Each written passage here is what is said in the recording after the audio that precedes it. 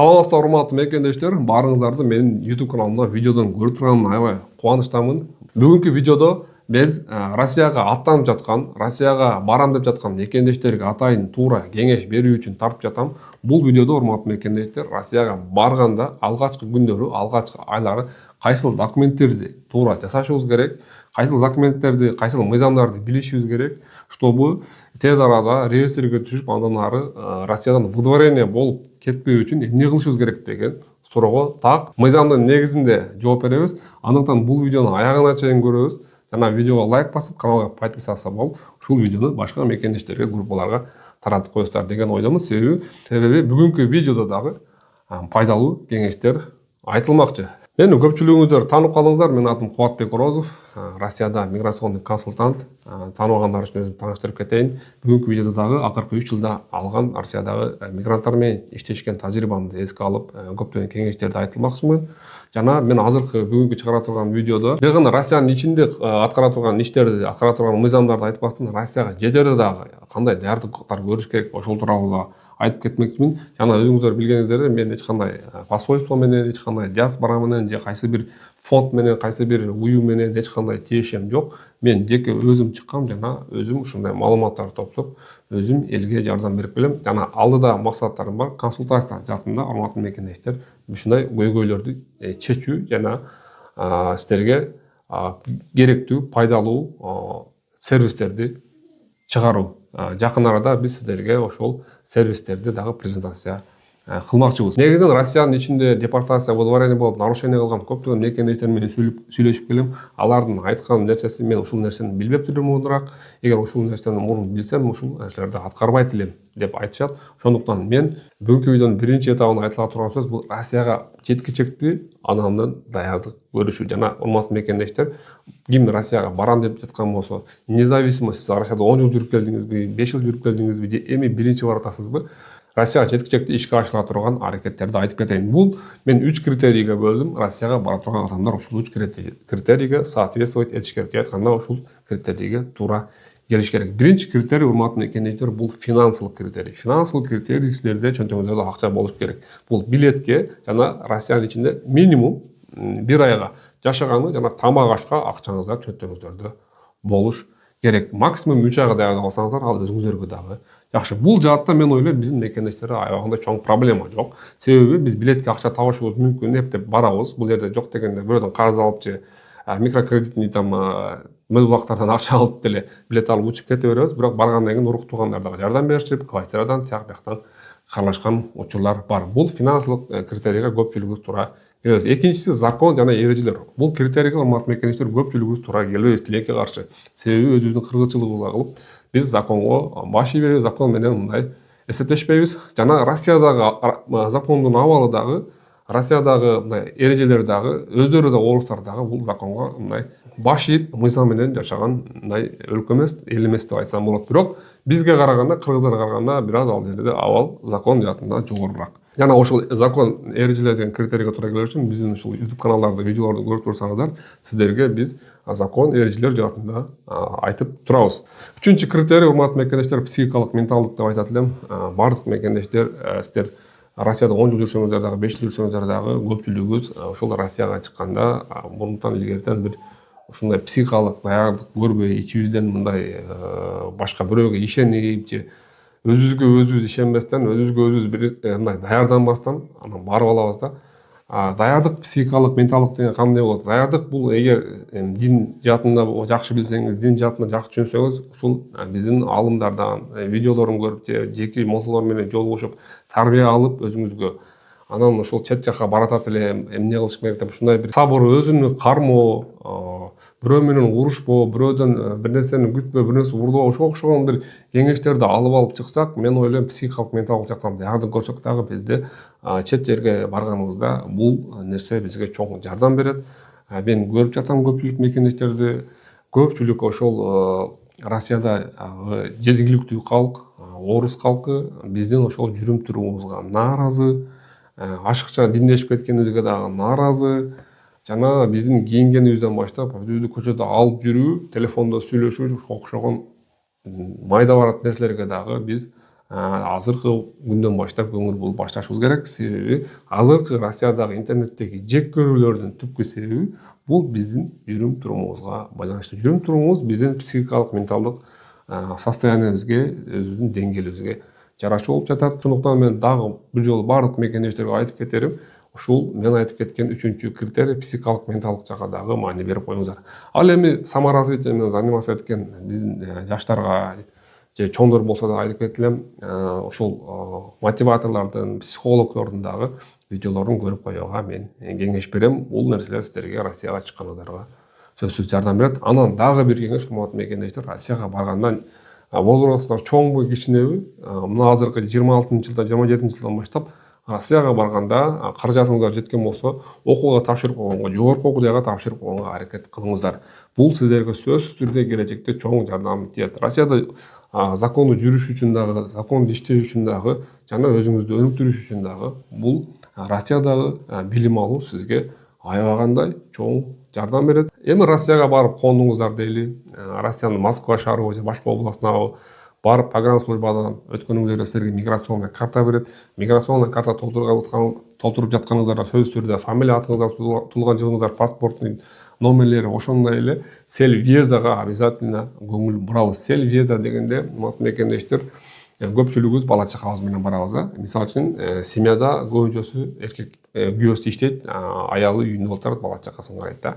Ошондой семейный баргандарга кеңешим, күйөөңүз работада белгилеген болсо, белки үйдө отура турган, иштебей тургандар частный кылып визит тандашыңыздар керек. Себеби күйөөңүз жумушка орношуп официалдуу трудовой договор алса, трудовой договордун негизинде сиздердин срок пребыванияңыздарды же регистрацияңыздарды узартуу үчүн ошол күйөөңүздүн трудовой договорун эле колдонсоңуздар болот. Бул мыйзамда бар, бул ЭС мыйзамында жазылган, ошондой эле Россиянын өзүнүн миграциялык мыйзамдарына дагы бул нерсе каралган. Бирок тилекке каршы акыркы убакта ОВМдин, ФМСдин сотрудниктери бул мыйзам жок болду, бул мыйзам жок болгон, бул мыйзам эскирди, эми иштебейт деген кептерди айтып, көп мекендештер арта кайтап жатат. Эми бул мыйзамды иштеш үчүн биз өзүбүз да аракет кылып, ошол жерде мыйзамда бар деп түшүндүрүп айтып көрсөтүшүбүз керек. Мына ошондо закондор иштеп баштайт, урматтуу мекендештер. Жана ошондой эле дагы бир нерсе, ушул миграционный карта, сел виза боюнча айтып кете турган нерсе, эгер Россияга барарда сел визада силерде частный, гости, туризм боло турган болсо, сиздер Россия территориясында бир жылдын ичинде 90 күн гана жүрө аласыздар. 90 күндүн ичинде эгер сиз 30 күн жүрүп, же 35 күн, 40 күн жүрүп, Россияда кой эми иштеп кала берейин деген ниетиңиз болсо, сизди сел визаны өзгөртүүгө толук мыйзамдуулугуңуз бар. Ал үчүн ОВМге, азыркы аталышы, мурунку аталышы ФМС, кайсы жерде жашасаңыз, ошол регистрацияга турган райондун ФМСине барасыз дагы, сел визаны өзгөртүү үчүн заявление жазып, жана сел визаңызды өзгөртөсүз. Сел визаңызды работа кылып өзгөрткөнүңүздөн кийин сиз жумушка орношуп, жана 90 күндөн ашык Россия территориясында жүрө аласыздар. Ошондой эле сиздердин аялыңыздар, күйөөңүздөр Россиянын гражданы боло турган болсо, бул учурда дагы Россия гражданынын аялы, баласы печат бастырып, миграциондун аркасына регистрацияны дагы ошол өзүнүн жолдошу Россиянын атуунун негизинде узарса болот. Бул дагы бар. Жана ошондой эле жогоруда айтып кеткендей, эгер жолдошуңуздар, аялыңыздар бирөөсү иштей турган болсо, официалдуу, ал кишинин трудовой договору менен дагы башка үй бүлө мүчөлөрү дагы регистрациясына узартып, миграционный картанын аркасына штамп бастырса. Эми сиздер аэропорттон чыктыңыздар, эми квартира маселеси, Москвада жашагандар үчүн айтып кете турган болсом, Амина азыр регистрация жаса албай калды. Бул иштегендер үчүн Амина, иштебей гости же частный болуп баргандар ошо жашаган жеринен регистрация жасасат, мурдагыдай эле ОВМге барып кагаз регистрация жасашат. Иштеген работа деп келгендер Амина приложениясына өткөрүшөт. Эми Амина приложениясы дагы өзүнчө эле бир проблема болуп калды да. Мүмкүн болушунча квартира тапканыңыздарда сиздер Амина приложениясын кое турган квартира табышыңыз керек. Эгер ушунчалык эле таппай, эч эле болбой кала турган болсо, сурабай деле коюп койсоңуздар болот. Амина приложениясыны бирөө койду, анан сиздин квартираңызда Аминасы бар бирөө жашайт экен деген уведомление госуслугисине же башка жакка барбайт. Мага кайрылган көп мекендештер айтып жатат, мен хозяйкам билип калыптыр, ошол менин турганымы мага келип айтты дейт. Бул учурда, урматтуу мекендештер, уведомление баргандан эмес, алар ошол ОВМге барып, МВДга барып сүйлөшүп, там через знакомый башка жолдор менен базаны ачтып каратып анан билип алышы гана мүмкүн. Андан башка жолдору жок. Же болбосо силерди коркутуп гана акча алып жатат же квартирадан чыгарып жатышы мүмкүн. Ошондуктан барлык мекендештерге айтып кетейин. Амина приложениясы бул эч кандай коммуналдык услугага акча кошулбайт. Амина приложениясын койгон болсоңуздар эч кандай квартиранын эсине эч кандай проблема болбойт. Бул мыйзамда жазылган жана миграционный учет деген. Амина Москвада, Москва областындагылар бул жөн гана сиздин турган жайыңызды көрсөтүп туруучу нерсе. Азыркы мобилдик приложениялар аркылуу.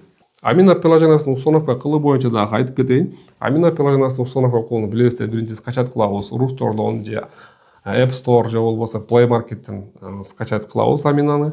Жана регистрация болууда жөн гана ошол приложениянын ичинен кызыл картаңыздар бар болсо, кызыл картаңыздарга QR кодду тартасыздар. Эгер кызыл картаңыздар жок боло турган болсо, Аминаны өткөрүү үчүн силерге 30 күн убакыт берет Россияга киргениңиздерден кийин.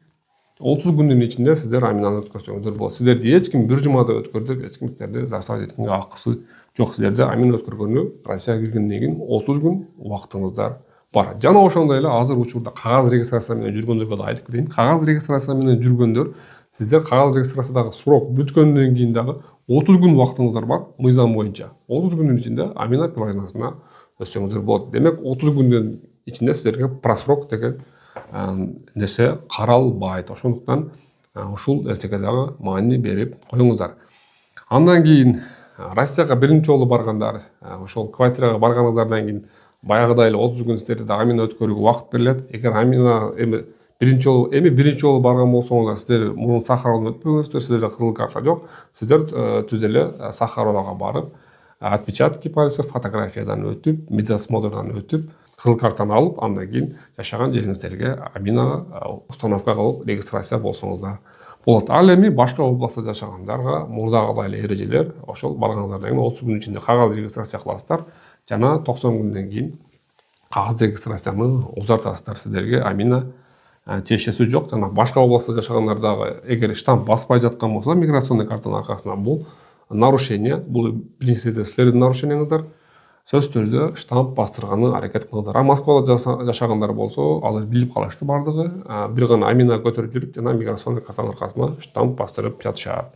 Эми Сахарова маселесин чечкенден кийин же медосмотрдон өткөнүңүздөрдөн кийинки маселе жумуш кароо. Урматтуу мекендештер, 1 айдын ичинде жумушка орношконго аракет кылыңыздар. 1 айдын ичинде жумушка орношуп, Аминаңыздарды чечип, Сахаровага барып, башка документтердин баарын даярдаңыздар. Анын ичинде ИНН, СНИЛС дагы кирип кетет. Ушул документтердин баарын даярдап, андан кийин 1 айдын ичинде официалдуу жумушка орношууга аракет кылыңыздар. Эгер официалдуу жумушка орношо албай калсаңыздар, бунун себеби ар кандай болушу мүмкүн. Кээ бирлери тил билбейт, кээ бирлери возрасту жетип калат, кээ бирлери ошо сиделка болуп Россияга баргандан бери иштеп жүрөт, кээ бирлери жөн эле клиникте официалдуу эмес, ошол кызмат көрсөтүп иштеп келет, кээ бирлери парикмахер, салон красоtada иштешет. Бул мекендештер үчүн ГПХ договор деген вариант бар. Бирок мен бардык мекендештерге официалдуу жумушка орношууну кеңеш берем, рекомендация берем. Анан эч эле ушундай себептер болуп, эч эле жумушка орношо албай калсаңыздар, анда ГПХ договор сиздерге түзсө болот. ГПХ договорду бир гана ЕПО менен эмес, физлицо менен дагы түзүп, физлицого кызмат көрсөтсөңүздөр болот. Бул физлицо менен түзүү жолу көбүнчөсү сиделкалар менен жана үйлөрдү кыдырып, уборка кылган биздин мекендештерге туура келет. Эгер ушул жаатта иштешсеңиздер, сиздер физлицо менен гражданское правовой договор түзүп, өзүңүз самозанятость аркылуу налог төлөп, Россия территориясында мыйзамдуу жүрсөңүздөр болот. Эгер ушул жаатта иштеген урук тууган дос жараныңыздар болсо, ушул маалыматты жеткирип коюңуздар, кычалат болбой ГПХ договор түзүп, ГПХ договорунун негизинде Россия территориясында жүрсө болот. Туура, бирок акыркы убакта текшерүүлөр аябай көбөйдү. Катуу текшерүүгө алып жатышат. Чындап эле иштейсиңби, чындап эле бул сени кызмат көрсөтөт, чындап эле сен налог төлөйсүңбү деген сөздөр азыр текшерүүлөр чында көп болуп жатат. Ошондуктан мен азыр мурунку каарлаган бланкаларды жок кылып, кайра жаңы бланкаларды түзүп, ал жерде самозанятость тууралуу, ИНН тууралуу маалыматтарды киргизип, жана кандай кызмат көрсөтөт, именно кандай кызмат кайсы жерде көрсөтөт, мына ушул маселелерди дагы тактап жазып жатам. Мындай бизде кызматтар бар. Ал да ГПХ договор деген телефон жазып бар. Ошол номерге жазсаңыздар, WhatsApp'тан мен өзүм жооп берем. Эгер WhatsApp иштебей жаткан болсо, имодон дагы мага кайласаңыздар болот. Жана ошондой эле перевод паспорт, эмне ссылка боюнча дагы астындагы номерге жазып кайрылсаңыздар болот. Биздин команда сиздердин кызматыңыздарда. Мына урматтуу мекенчилер, бүгүнкү видео аягына чыкты. Бул видеонун негизинде мен сиздерге Россияга барганга чейинки даярдык жана Россияга баргандагы 1-ай, 2-айдын ичиндеги аткарыла турган иштерди, аткарыла турган документтерди баарын айтып кеттим. Мен ойлойм, бул видео сиздер үчүн пайдалуу болду. Мен ойлойм, бул видео сиздер үчүн маанилүү, маңыздуу болду деп ойлойм. Эгер чын эле ошондой ойлосоңуздар, видеого лайк басабыз, биздин каналга подписаться болобуз. Жана комментарийге бизди колдоо комментарийлерине жазып кетсеңиздер болот. Жана ушул видеону башка мекендештер менен бөлүшүп койууну унутпаңыздар.